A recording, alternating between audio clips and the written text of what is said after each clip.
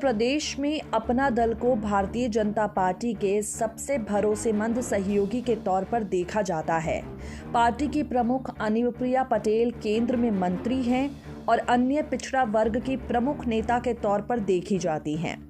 UP में मौजूदा विधानसभा के लिए सीटों के बंटवारे को लेकर बीजेपी के साथ अब तक अनुप्रिया पटेल की कोई खास घोषणा नहीं हुई और इसी के मद्देनजर कई तरह के सवाल उठ रहे हैं। अपना दल की नेता अनुप्रिया पटेल बार बार ये स्पष्ट कर चुकी हैं कि उनकी पार्टी एनडीए के साथ है। अब इस खास बातचीत में आपको बता दें, कुछ अहम सवाल अनुप्रिया पटेल से किए गए जिसके जवाब उन्होंने दिए।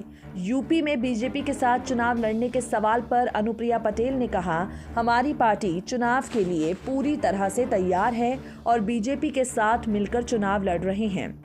बीजेपी के साथ शुरुआती कुछ चरणों के मतदान को लेकर सीटों के बंटवारे पर सहमति बन गई है, जिसके तहत उम्मीदवारों के नामों की घोषणा की जा रही है।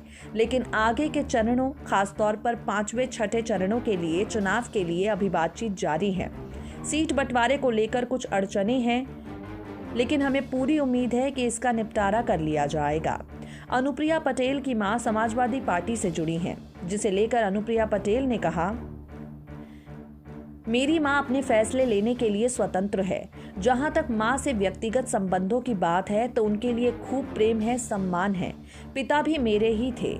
उनके आदर्शों, सिद्धांतों के लिए मैं संघर्ष कर रही हूं और सामाजिक न्याय की जिस विचारधारा के लिए उन्होंने अपना जीवन कुर्बान किया, बिना किसी पद पर रहते हुए भी अपना पूरा जीवन वो संघर्ष करते रहे, उन उसूलों, उन सिद्धांतों के साथ मैं कभी समझौता नहीं करूंगी।